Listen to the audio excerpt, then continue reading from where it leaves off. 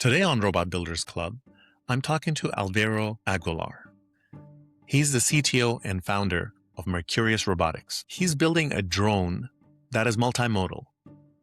It drives on the road and switches into a drone mode when needed. We discuss what's the difference between building a robot and building a platform, and why that distinction matters way more than founders may think. I want to understand from him why he left his comfortable career at Disney to an uncertain, difficult path of launching Mercurius, and the hard lessons he's learned with early prototypes, and what it actually takes to create a new category in robotics, which he's well on his way to do. If you're interested in multimodal robots, founder trade-offs, and what next generation of autonomous systems might look like, this conversation is for you. My name is Ali Afzal, and this is Robot Builders Club. Thank you for being on the show. How are you feeling? How are you doing? Oh, good. Yeah, just working hard. Were you inspired by the Roman god Mercurius? Is that where it came from? Yeah, I mean, it was the sort of thing where, like, when you go to name the company, Mercury has already taken, right? So it was kind of like, why did we go back to the roots of the name, right? So yeah, that was kind of the origin of that. Got it. But why Mercury? I guess, yeah, a little bit inspired by the god, but also I guess the great Freddie Mercury. Yeah, just in the sense of, like, you want to make this something great, and like I think he was one of the greatest of all time, right? Love it.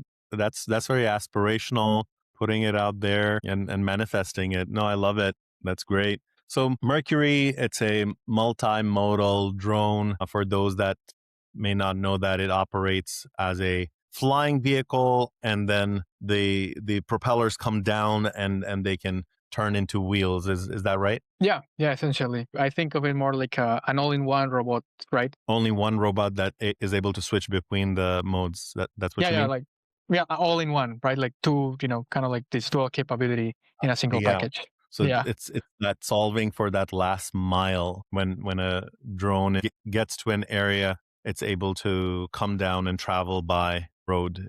That's the idea, right? Yeah, I mean that's just one of the applications, right? That's very useful. In general, again, it's just that whole aspect of, like, yeah, you kind of like give a drone more capability by enabling it to change its mobility, right? Right. No, of course. Okay, so let me start with, you were working at Disney Imagineers. You were at the happiest place on earth. And what made you go, I don't want to be in the happiest place on earth. I need to pick on something very challenging and more uncertain. And I want to launch a drone company. Walk us through that. I mean, yeah, of course. Like, at first it was the whole thing where, like, I got a job at Disney Imagineering. That's kind of like, a dream for many people, even for myself for a bit there. Don't get me wrong, it's a great place to be, great work environment. Everyone was very friendly. My managers, they were great and everything. It's just that, I guess my obsession was like robotics, drones, rockets, the whole brain computer interfaces, the sort of like high tech technology that I've always been yearning to build, right, and to change the world with. And I guess that kind of urge was always there. And then I guess it was a multiple things that came at the same time, right? Like my internship with them was ending, plus the fact that I kind of like started posting this online, and people started saying like, "Oh my God, it's so cool! You should turn this into a company." Like I can see value in this, right, and stuff like that. And you get first responders texting you about it and stuff like that. And then just the mere fact that I think that the last two punch factors that kind of like enabled everything to just come to fruition was, first of all, was I realized that in last December 23rd of 2025, right, the US was going to ban Chinese drones, right, all of the DJI drones. And if you're aware, it's the sort of thing where, like, they control 90% of the drone market, all the drone market, right, not only consumer but also enterprise. So it's that sort of thing where, like, okay, there's this big player that's just going to disappear overnight. And even if there are already incumbent players in America that are capable of supplying drones, they're going to be able to fulfill that 90% vacuum. It's huge, right? So there's this huge opportunity to come in with a new drone product, right, or something in the drone space that could, like, provide a solution to those who are looking for alternatives, right? And so, just looking at that opportunity and seeing it as kind of like a one in a lifetime type of thing that happens. And then again, like, the whole traction we were getting on social media also caught the attention of some people in San Francisco, specifically Founders Inc., who invited me to join their their blueprint program, which was kind of like a hardware program in October of Do you, 2025. do you know Lone? She has a robotics software interface company. Yeah. I met her also at the blueprint program. Yeah, she's awesome. I The software she's building podcasted with her. is amazing. It's kind of like crazy what they're able to do with those robotic arms. Yeah, But yeah, back to your question again. Yeah, so that's sort of the point is like the market opportunity, and then the invitation to come to like to San Francisco to Silicon Valley to co-found a company. Sort of like yeah, the kind of like the final got the it. final straw. To Uh, recap, you had a passion around it already, which was established from an early age. You saw an opportunity in terms of you saw the idea and you got good feedback.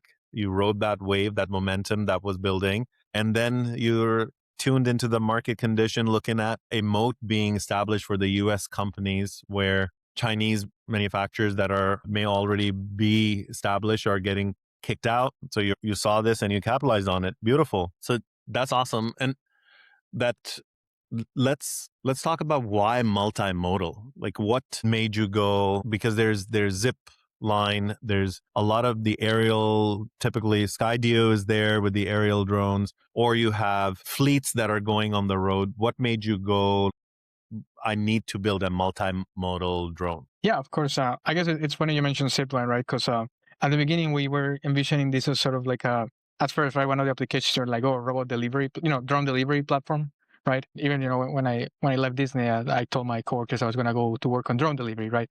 But Got it. that turned out to be a more difficult industry than we anticipated. But I still like the Huh. whole multimodal, as you mentioned, like the last mile kind of aspect is still like a very kind of like appealing aspect of like the multimodal Mm. approach. But in a sense, I guess that the true value that we found in the end is that you're basically offering a two-in-one package, right? That's the true benefit of this, right? Two types of robots in a single platform that kind of like can benefit a bunch of industries, right?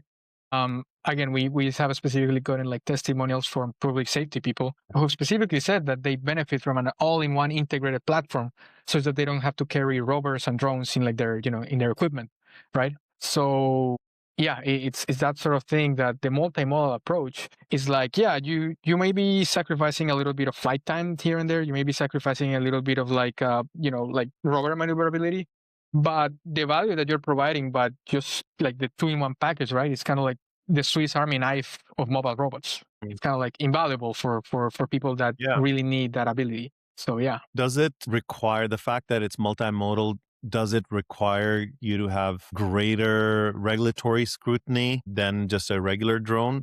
Again, depends on the industry you apply to. If you were to go to a drone delivery industry, yeah, that's like, well, in general, the drone delivery industry has regulatory scrutiny to infinity. Like it's just regulations all over the place.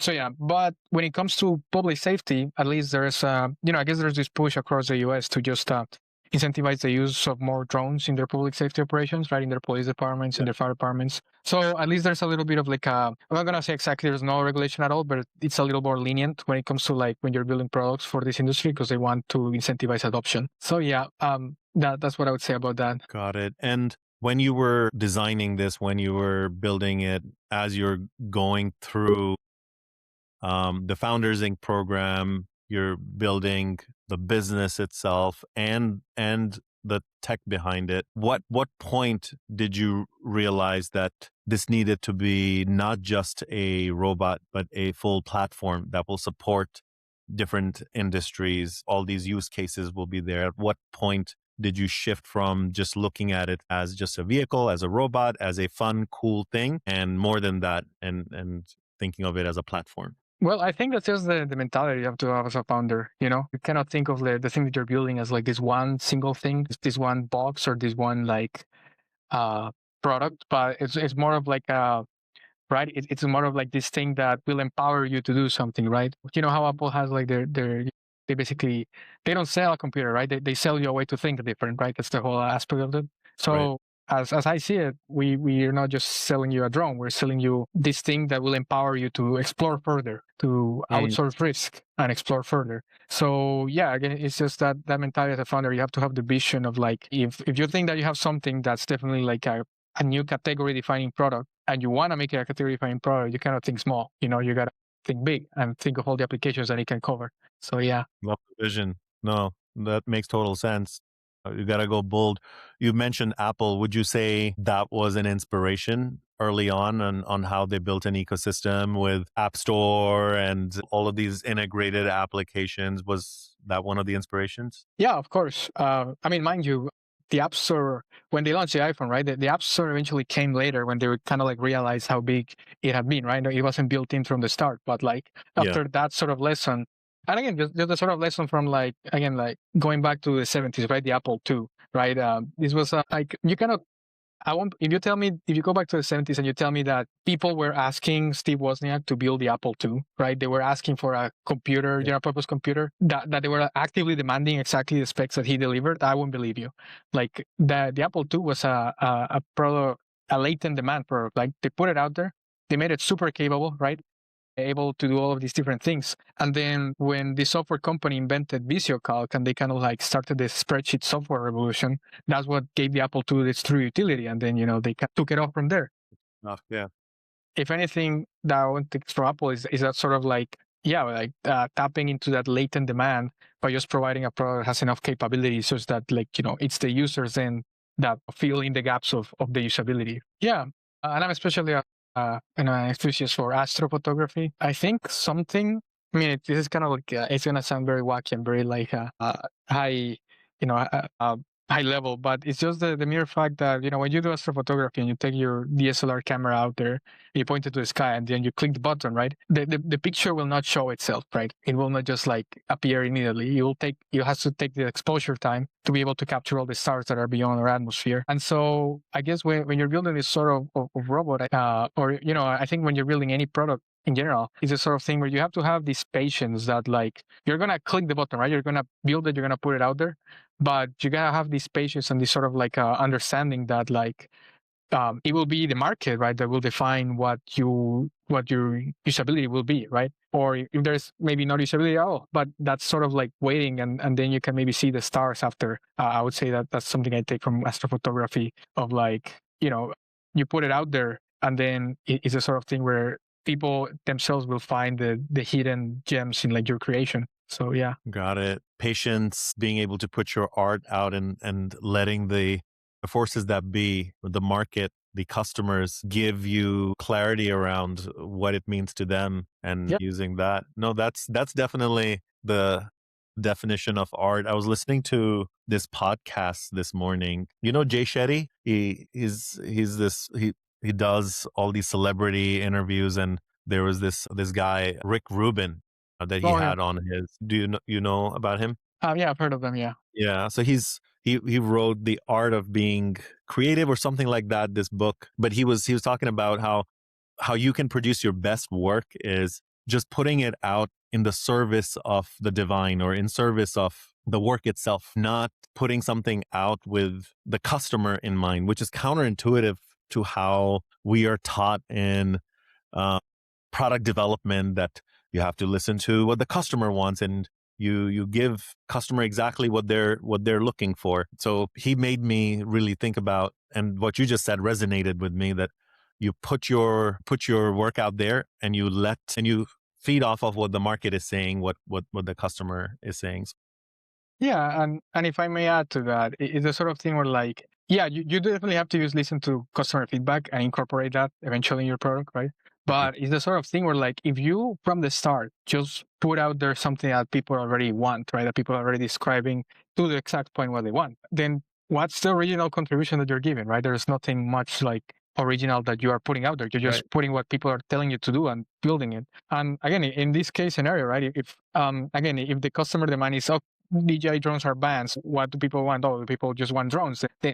If you just listen to the customer itself, it's just like, okay, just build a drone. But then if you just build a drone, okay, what's your unique thing? What's your value proposition that makes you different from DJI, from Skydio, from Brink? Right? Like you gotta be bold enough to put something different out there, right? Again, that proves there that you kind of gauge that there's some latent demand for, and then yeah, and then from there, of course, like take the feedback as you go. But yeah, there's some of like art in that sense of like, you have to put something out there original first, before like incorporating what people are saying, right? But yeah. Yeah, and that's where the magic is too, for you're asserting your creativity by showcasing your vision. That's what keeps you going. We're getting really philosophical here, but that's great. No, I'm glad we're talking about it. Let me go back to that multimodal nature of the drone that you have, which got my interest. What was harder, making each mode work independently, or the transition from flying to be able to land safely and drive? What was the toughest piece here? So I think this is the case of like I think it's more of in the sense of like what took us longer to achieve, right? So I'd say the transition is kind of like it's the most simple system right now, but to achieve that simplicity it took us some time to like get it right, to like prototype enough system, look at different motors, prototype different actuators, and find which one is like the ones that's most reliable and most simple, so that you're not just making this machine that has so many components that it can just break at any point. So yeah, the transition again, and that's the unique value proposition we're giving out here. I guess there are some other multimodal drones out there. Don't get me wrong. This technology is based on groundbreaking research. But, the unique value proposition that we're giving is that we figure out a way to do the transition with the minimal number of actuators, right? Like Okay. in such a way that's like if you were to manufacture this, which we are of course doing, if you're just in general were to fix this in case it's in maintenance or it's broken, the number of parts that can go wrong is less, right? The number of complexities are less. Cost, less things to go wrong. Okay, so that's where you spent a lot of time and created your value prop. And how, just curious, how were you testing this out? Like, how were you catching it under a net, or when you were testing the transition and the actual dialing it in? Yeah, no. So I guess the very first B0 prototype that we started back in college, me and my friends, and we built this thing that it was literally made out of wood and PLA. So literally most prototyping thing that you can think of. Uh, and we didn't have any professional equipment. We shopped it around a couple of labs, but and even I proposed it as my senior project. But the university just didn't believe that a couple of undergrads could pull off like that level of a machine. Okay.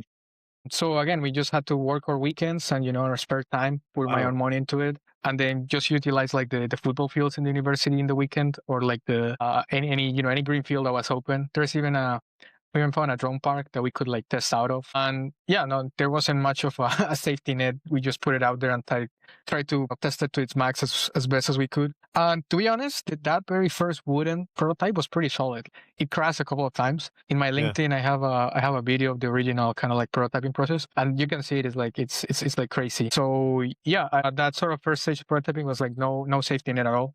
And now that we have evolved into more formally as a startup, we kind of like establish more of like better testing procedures, just utilizing a drone test stand to kind of figure out PID values, and just in general being able to um, test it out in like we're still using a drone park, but now we're kind of using a more like a soft landing field.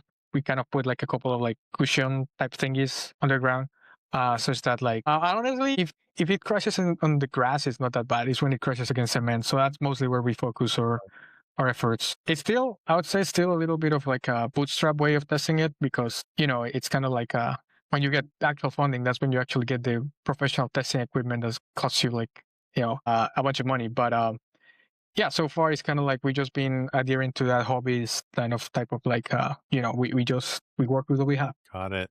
No, that's great how you've stayed persistent, got rejections from even professors who are typically supposed to be the wind behind your sails, right? And getting their rejection and not getting dejected and continuing. So that speaks to your resilience and resolve. So that's incredible. If you had to start this today, would you do anything differently?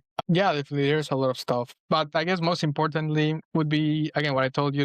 We originally started pitching this last mile delivery platform, and again after I mean it did take me to do that, to learn how the last mile delivery industry works and realize how tough it is, and all the complexities of it, which is still a great learning experience. But just kind of like if I could start again, I would just like have started it with like that more founder mentality that I told you of like, hey, let's just make this a platform that it can apply to different industries instead of like focusing on the single one. And then, when you start putting it out there and I don't know, this is something that I would have loved to do, like put it out there and put it on Twitter, like people, right? Like what's something fun you would think, what's a fun application you would think with my drone, right? And then people start pitching in ideas and stuff like that. I think that would have gotten us faster to the point where we realized our early adopters were kind of in the public safety market than the path that we took. But again, it was that sort of thing where like we had to do it in order to learn not to do it. Yeah. Yeah, So yeah. You don't know what you don't know till you actually get to it. But what would you do differently? Like now again, you have the learnings. What would you do differently at the start? not pitching it as a last mile delivery platform, but just as a general like, hey, this is a multimodal drone, two-in-one robotics platform, right? That it can apply to the public safety industry, the industrial inspection industry, even as a hobbyist drone product, right? That's sort of like more ample mentality of like instead of pitching it with like, oh, this is a last mile delivery device. It's like, no, this is a new category of drone product. Here it is, world, right? Yeah. So you were boxing yourself in a little bit by already deciding who your customers were, what the use case was, Yeah, exactly. being more open and letting the stars shine through and see what the applications the customers would come up with. Okay. Exactly. And you said you're doing a pilot with a delivery company. Did I catch that right? No. What we're doing right now, what we were able to achieve, right, is just by putting this out there and getting some initial interest from like some public safety agencies. Okay. We have gone out there and presented it to them in person, like live demo this thing, which as a technical founder, live demoing stuff is kind of like but yeah, just the fact that we're able to demo it, and that even at its current stage, having the feedback be like, oh yeah, we need this, and like it would be incredibly valuable for us and we'd be willing to pay a lot for it. Then Wow. Yeah. that's the sort of stuff where like you kind of start building a partnership with those kind of organizations. Like, okay, awesome. Like we'll take your feedback and we can circle back around in like 2 weeks and like give you another demo like at the end of spring, right? And blah blah blah. So far, what we're able to do is secure those sort of partnerships with like we've got an initial customer demand and initial feedback, and now it's kind of like, yeah, we will show you the more polished version soon, so that you can better assess with the rest of your team how we can proceed working with you guys, right? So yeah, at least we've Love been it. able to do that. No, that's impressive. Talk to me about that demo. What went wrong? What went right? How was that experience? Yeah, it's a little crazy because like, so one of the police departments we contacted was back in Florida, so I had to fly back with like the prototype on a in a suitcase, kind of like protecting it as best as we could.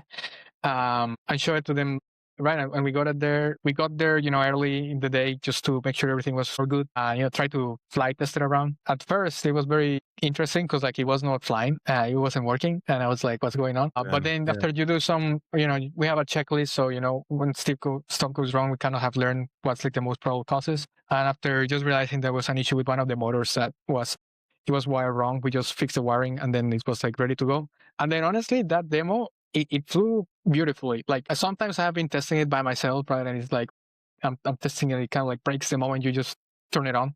No, this time around, it was like, it worked without an issue, and it was able to fly, was able to drive, it transformed. I guess that helped to sell the vision of the product, right? That it wasn't just this defective machine, but this machine that right now works. It just kind of needs like the more of the quality assurance aspect of a product development to be able to be a fully complete product. But yeah, it was a sort of thing where like I guess it was a blessing from the universe that it finally worked without an issue. And again, it was able to fly the longest that we've ever seen it fly. It was also probably because like right before that demo, I made sure to kind of like reprint a couple of parts to lower the weight, right?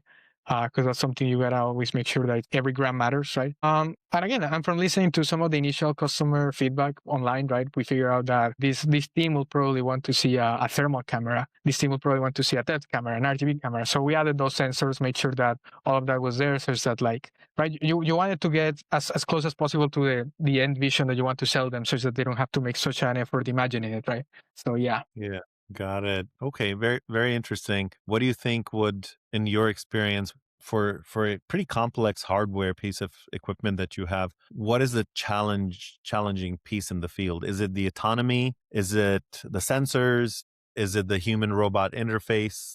that is the main challenge? I think the main challenge, honestly, is the human robot interface because the autonomy, honestly, for the application that we are aiming for right now is, again, like the first responder sector. They're pretty used to drones, right? So they want to pilot it as more as manual as possible. So there's not a lot of autonomy involved apart from just like algorithms that avoid crashing, right? That we utilize to just with like slam. That said, like the human robot interface, the control interface that you have with it and how you pilot it, so far, as a bootstrap as we are, we have only developed like the mobile app for it, right? Such that you can control it from your phone. But this is in the end goal is that you should actually have a piece of hardware, right? A controller that Yeah. would control it, and then your phone can or any screen there is just to monitor it. So right now, that's what I think is the hardest part. Just kind of figure out how to build that perfect control UI and then have it communicate in real time with the robot, such that it's like right, the real-time communication between what you're seeing and what it's doing, it's like doesn't allow for anything bad to happen. So yeah, Yeah. I'd say that's honestly the hardest part right now because again, the rest of the stuff it took us a year or a little bit more to prototype and test and manufacture, and that was hard when it was at that stage. But as we matured, the mechanical complexity has lowered a lot. Again, thanks to our philosophy of like let's make it simpler than what research labs have done before, right?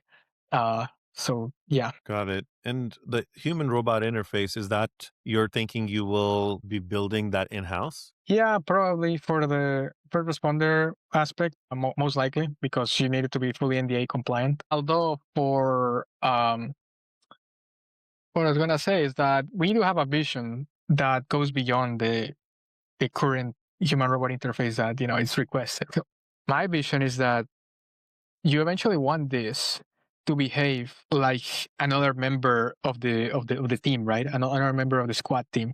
It's like this is make it no longer just like this tool that you have to pilot and have a specialized person there, but instead this tool that just a commander can just say like, hey, search room 2, search room 3, right? Or go downstairs, go upstairs, and it will Conversation with just it. follow. It will just follow that. So that's the overall vision for the final end product of the human robot interaction, and that's why I think it's the most complex and also the most valuable, right? Because you achieve that, and like the sort of like market that you open by just basically controlling a drone from their voice commands, it's like massive. Yeah, so that will be the end goal for like the human robot interaction of this thing. Plus, I mean, you've seen it always in video games, right? And like in movies and in sci-fi, where Yeah. they got droids or robots following along. They're not piloting them, right? The robots are just like another Yeah. member They're of the not squad. going typing command, and Yeah. it's more you're having a conversation. Isn't that's interesting? You're mentioning that as your final vision. Isn't that what Lone with Marcellus Robotics? Isn't that what where she's trying to get to? Build a conversationalist, conversation driven interface for. I know she has collaborative robot as her use case, but I mean, I it think that's just where everything is going, right? Like even yeah AI, right? Like the chat yeah platforms are trying to pivot towards just voice agents, right? yeah Uh, and just in general, yeah, that's exactly what they're doing over there with the collab robots. I guess our distinction is that we want to build the outdoor robots, right? The ones that serve for exploration, that serve for mm, outsourcing risk again, right? It's a sort of like right again, like imagine just having you're out there hiking and you have your little droid with you that you can just like, hey, can you scout ahead? Let me know if there's like if there's like if the passage is free or if there's like snow or if there's like you get me that sort yeah, of thing. multiple applications of it. It could be safety related. Maybe you're taking a video. Maybe you're producing content or something, and you want to give the robot the drone instructions. When we get to this point, give me a panning shot or something like that. And if you can achieve that just by having a conversation, that's when it becomes really valuable to different applications. No, that's great. I was not when I asked you that question, I was not expecting you to say the interface piece, but more and more as I'm having conversations with different founders, I'm realizing, and that's just my ignorance being not in the weeds, that it keeps coming up. Others are saying the same thing. It's the interface piece that is a tough part. And in my mind, it was sensing would be tough, or it's the kinematics that will be tough, or autonomy would be tough.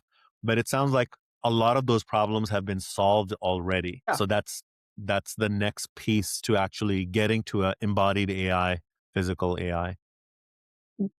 Yeah, definitely. Wonderful. Okay, so um, in that same vein, if you were advising a founder, right, of that's trying to build a robotics platform, what advice would you give them around designing and making decisions? What would you force them to decide early? Yeah, of course. I would say my first piece of advice, I think it goes a little bit against the current of what other people advise, but I would say it's first of all, build something that you're passionate about, right? Build something, right? If you're passionate about drones, build something around drones. If you're passionate about robot arms, build something around robot arm, right? Just Yeah. build something, right? And then put it out there, right? Try to find your early adopters as fast as possible, right? Don't dominate by industry, but just be like, I mean, you of course can have certain principles of like, hey, I don't want to go defense maybe, or I don't want to do that. But at least try to find your early adopters in whatever industry you can find as Mhm. possible. And again, it's that sort of thing where like build something, put it out there, see if you can find some early adopters, which I think that if you're a engineer or just in general like a brilliant student, I think that if you build something, you don't build it just because you think it's cool, you build it because you see some usability to it or even like a hint of it, right? So I Yes. think that even like the most wacky robotics, you can find some use case for it, and you can find some early adopters. So again, just kind of go into the mindset of like after you have like a initial version, a concept version, you record a video of it, put it out there, and race to get your early adopters, right? Find your early adopters without discriminating for the industry, and then talk to them, right? That's the most important thing. Talk to people, not just like put it out there and like let people comment on it without replying. But right, if someone says like, "Oh my god, I could use this," like message them, see if you can try to talk to them further, see if you can show it to them in person in a real demo. So yeah, that's what I would say to founders Mhm. looking into robotics. Yeah, but what about, so that's trying to get customer validation, not making assumptions, putting your product out there, talking to potential customers, that's that side. What about making design decisions? What type of decisions do you want to make early on so that you don't carry technical debt later on? Like what should you, somebody who's starting today that may not know the problems they will face, what should they lock down as soon as possible? Does that make sense? Yeah, of course. I would say at least because our philosophy again is that we make it simple, right? Don't overcomplicate it. I would say that in the design, that should be the first principle of like, let's say, because you're going to need to iterate on this a lot, right? So make sure Mhm. that your design is simple and also that it's like minimal number of parts, right? Minimal number of items. Make sure that it doesn't require you to buy the most expensive materials, right? Keep the budget lean, keep everything like very efficient. And the design decisions that you make at the beginning should be first of all, make it do what you claim that it will do, right? So again, in our case, it was a robot that can fly and drive. That was the priority number one. Make sure that it can fly and drive. And second, Yeah. which I I take from another founder that that are making maker mods. It's another startup from Founder Sync. They've been very helpful in this journey. Make sure you start creating a brand with your design, right? You start like giving it some sort of personality, right? Some sort of like, I'm not saying like put it cute, googly eyes, but like, all right, Yeah. if you want if you want your brand to be red, then make sure the robot is covered with red, right? Make sure that it has the sensors are not just placed like in weird places, but that it looks kind of like like an iPhone camera setup, right? That it looks Yeah. sexy. Give it some design, give it some personality where Yeah. it takes a life, especially because a hardware product is out there, people are interacting with it.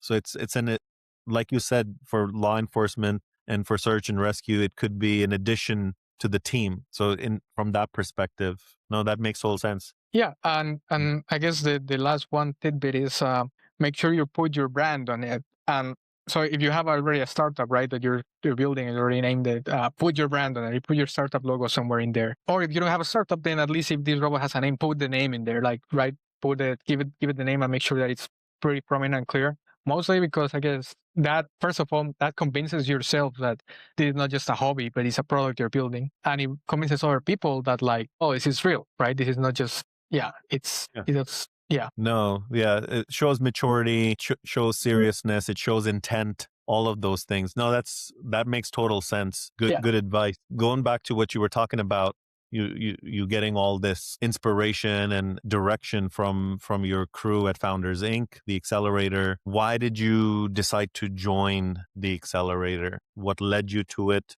and what did you get out of it? I would say that it's again this sort of thing where like, at least to me, it was this sort of like one in a lifetime opportunity that I got the call to like, hey, pull up to SF and like let's see you work, right? That's what they said Mhm. essentially. And to me, was that sort of like one in a lifetime opportunity. I'm 22 years old. I'm plenty times to make mistakes, and at least I Yeah. didn't want to have the regret of saying no to them, and then down the line being like, oh, I want to apply again, and then not getting the invite again, right? So at least that was my mindset when I initially joined. But in general, I guess if you're just considering why to join an accelerator, I think more than an investment, more than the opportunity to learn how to build a company from experienced founders, I think is the environment, the network that you build, the ability to get with other founders, talk about your issues, they talk about their issues, become friends, right? Get references to other people that might serve to you, right? So I think the network that accelerators provide is the biggest value that they have. And that's where uh, I I wonder if the outcome would have been different had I connected with the right people. That does make sense, especially for hardware products where you're actually putting widgets together, and you're working on the physical hardware itself. Having other people that are doing the same could help you solve problems and get ideas. So that yeah, that piece makes sense. What would you say has been the most valuable feedback you received since you joined? I guess the most valuable feedback, to be honest, it's just the this general concept of like just ship it, right? Just like don't keep it in the lab for Mm. too long. Just put it out Yeah. there, right? That sort of thing. Again, what I mentioned, that like, yeah, you want to put it out there, you want to talk to customers, you want to get feedback early, right?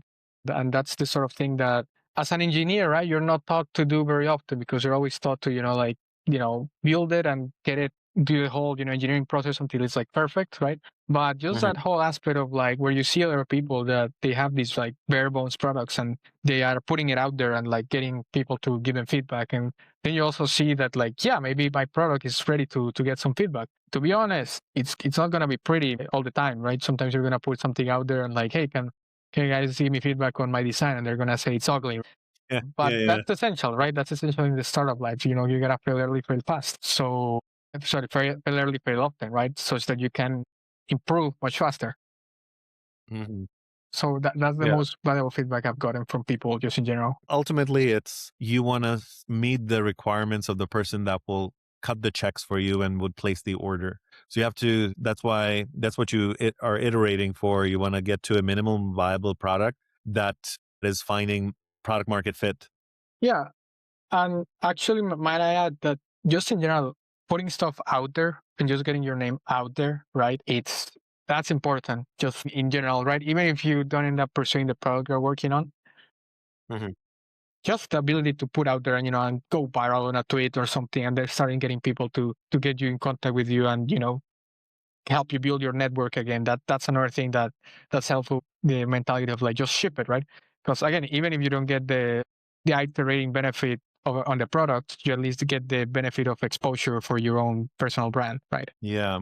Do you think there is a pattern or a trend in the robotic startup space that is actively harmful, that that is not good out in the industry? Definitely. I think something that you see a lot and will see a lot from hobbyists.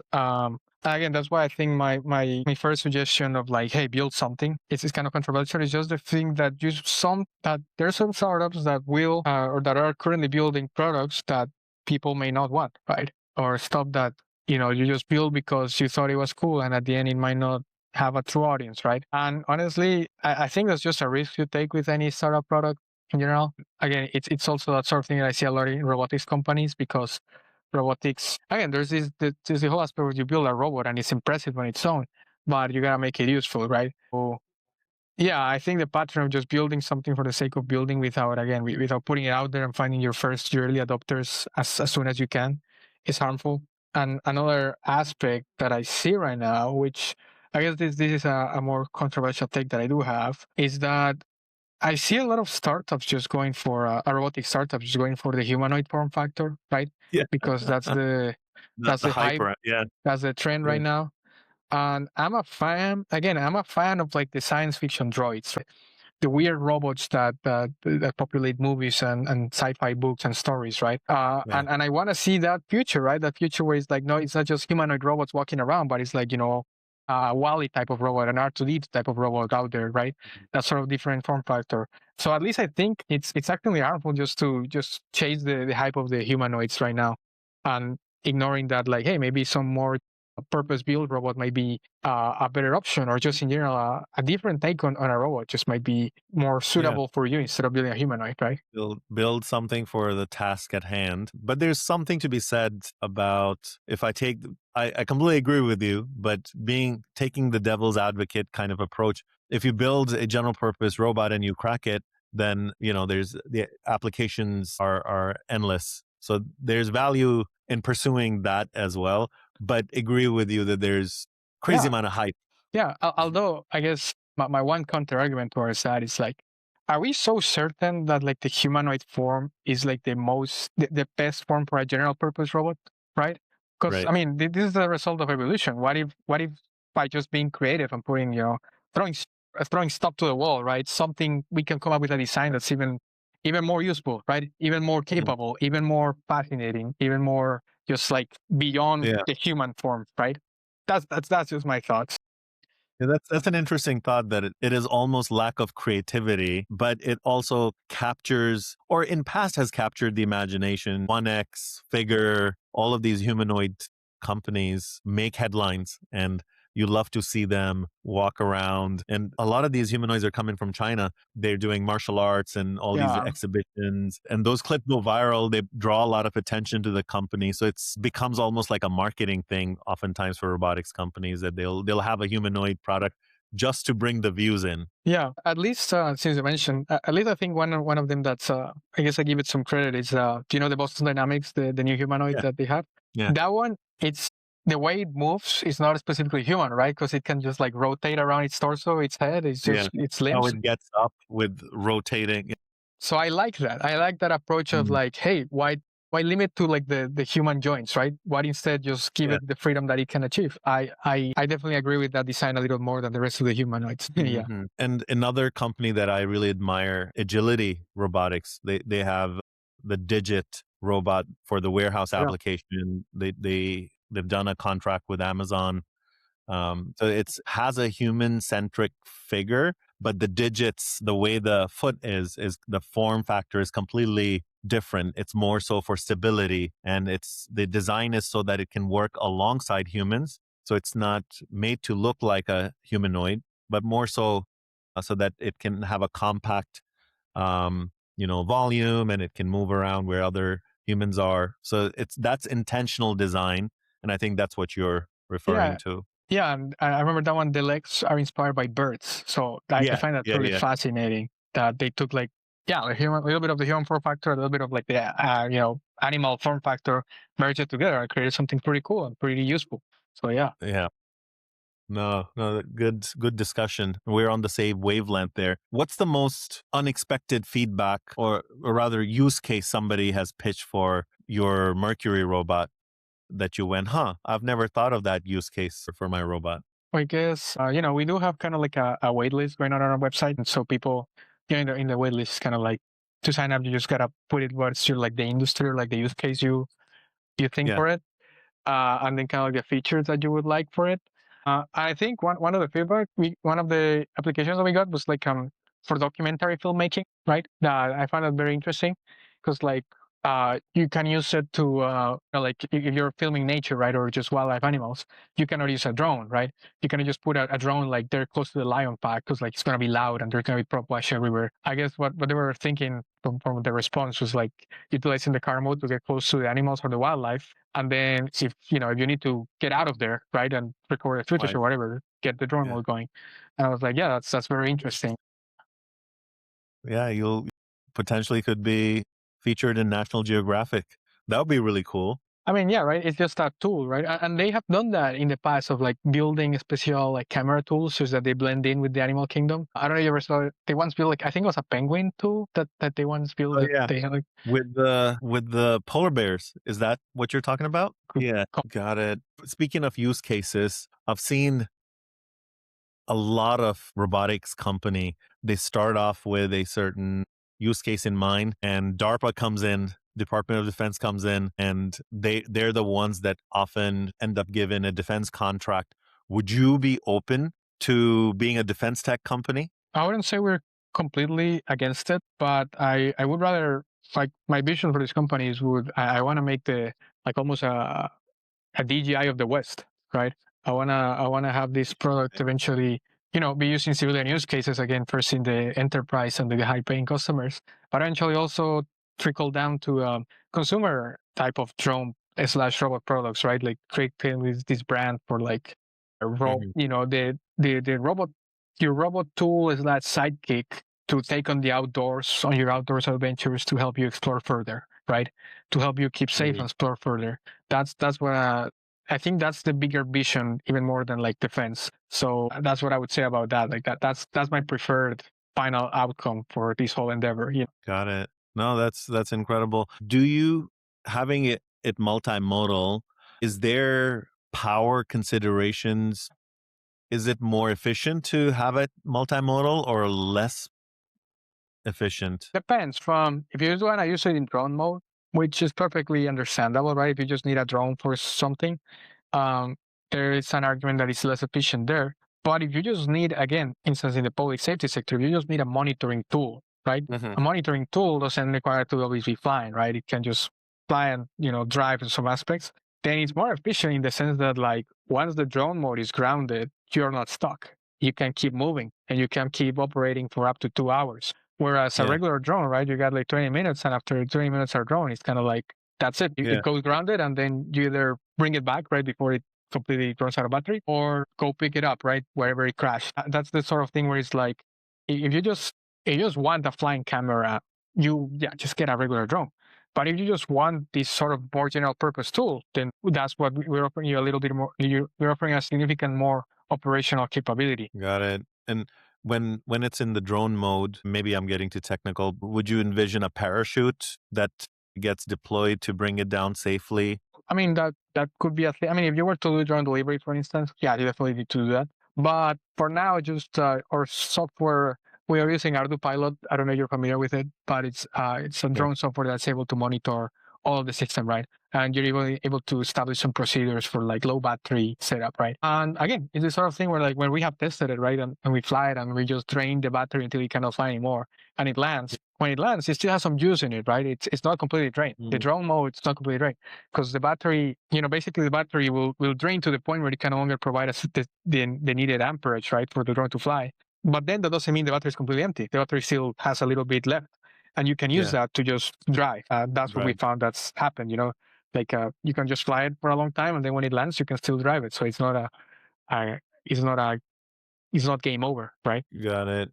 I just thought of it randomly because I was looking this morning on my LinkedIn feed and Skydew came up and they were showing how they were testing this parachute thing that is tucked into the body of their drone, and I don't know what the exact applications for that is, but it throws out the parachute, and if there's a complete failure, it's able to land safely. So something interesting I saw. Okay, let me ask you about working in drones. Is there a myth or hype piece in the drone world that is equivalent to the hype piece with humanoids, for example, on the robotics front? Of course. And I would say, first of all, I guess there's a whole argument that like you cannot compete against China. That's one Yeah. aspect, which is, don't get me wrong, it's definitely a valid argument. And as a startup, it's definitely something that I am concerned 24/7 about.